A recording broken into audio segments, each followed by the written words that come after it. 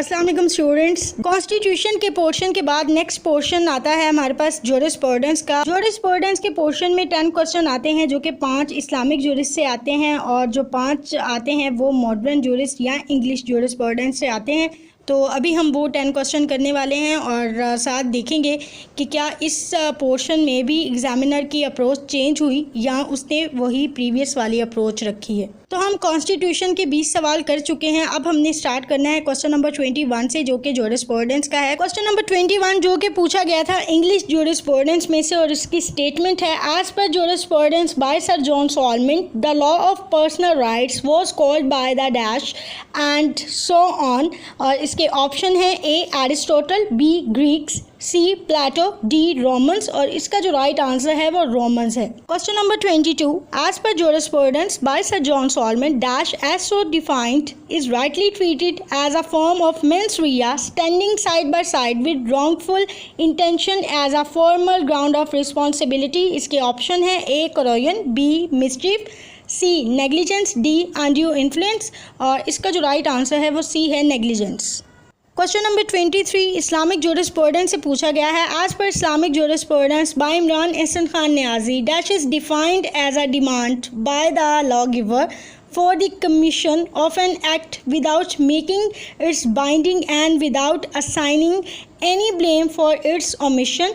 और इसके जो ऑप्शन है ऑप्शन ए फ़र्ज, ऑप्शन बी मकरू, ऑप्शन सी मंदब एंड ऑप्शन डी वाजिब और इसका जो राइट आंसर है वो सी है मंदब। Question number 24 as per Islamic jurisprudence by Imran Ehsan Khan Niazi technically dash is the effort made by the mujtahid in seeking knowledge of the ahkam rules of sharia through interpretation। और इसके option है ए इजमा, B इज्तिहाद, सी इस्तेहसान, D मसलाह मुरसला। इसका right answer है B इज्तिहाद। Question number 25 as per Islamic jurisprudence by Imran Ehsan Khan Niazi dash was rejected by Zahri school and the Jafari school. A इजमा, B इस्तेहसान, C मसलाह मुरसला, डी कयास। इसका राइट आंसर है D कयास। Question number 26 as per jurisprudence by sir John Salmond in the widest of its applications the term jurisprudence means the dash. A legislative act, B principle and acts, C rules, D science of law और इसका right answer D है science of law. Question number 27 as per Islamic jurisprudence by Imran Ehsan Khan Niazi dash defines fiqh as a person's knowledge of his rights and duties। A इमाम Abu Hanifa, B इमाम अहमद बिन humble, C इमाम मालिक, D इमाम शाफी और इसका right answer A है इमाम Abu Hanifa. Question number 28 as per Islamic jurisprudence by Imran Ehsan Khan Niazi the literal meaning of the term dash is something from which another thing originates। इस सवाल के ऑप्शन है ए असल, बी फ़िक़ा, सी हुक्म, D कयास और राइट आंसर है इसका ए असल। Question number 29 as per jurisprudence by Sir John Solomon the law is the body of principle recognized and applied by the dash in the administration of justice। Option A executive, B judiciary, C parliamentary committees, D state. इस सवाल का right answer है D. और अगर मैं इस सवाल की बात करूं पर्टिकुलरली ये रिपीट हुआ है और इसकी स्टेटमेंट में थोड़ी बहुत चेंजिंग करके ये 2 से 3 दफ़ा आ चुका है और अभी जो रिसेंटली हमारा प्रीवियस लॉ टेस्ट हुआ था उसमें भी ये सवाल मौजूद था। ज्यूरिस्प्रूडेंस के पोर्शन का लास्ट क्वेश्चन है question number 30 as per jurisprudence by sir John Salmond civil jurisprudence is dividable into 3 branches which may be distinguished as systematic, historical and dash। A common, B critical, C English, D international।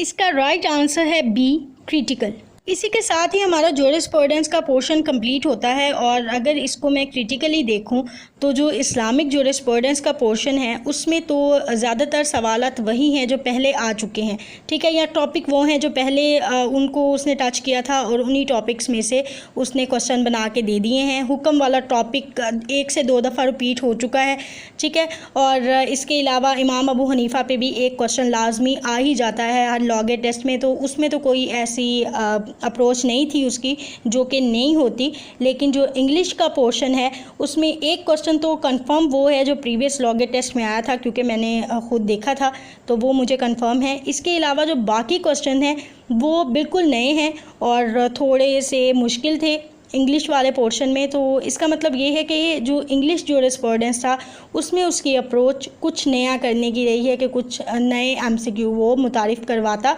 और उसने करवाए भी हैं।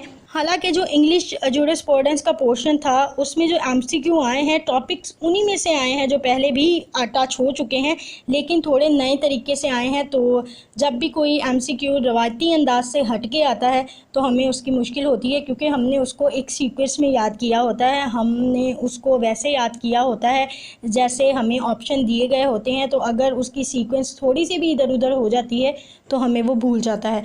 ठीक है, तो examiner की जो इस दफ़ा अप्रोच रही है लॉगे टेस्ट को लेके वो काफ़ी कॉन्सेप्चुअल और काफ़ी बैलेंस रही है। आपने अभी तक कॉन्स्टिट्यूशन के देखे हैं एमसीक्यू और आप अपने जूरिस्प्रूडेंस के देखे हैं, तो इन दोनों में आप मुमासलत करके देखें, आपको सेम ही पॉइंट समझ आते हैं कि एक तो बैलेंस्ड पेपर है और दूसरा कॉन्सेप्चुअल है।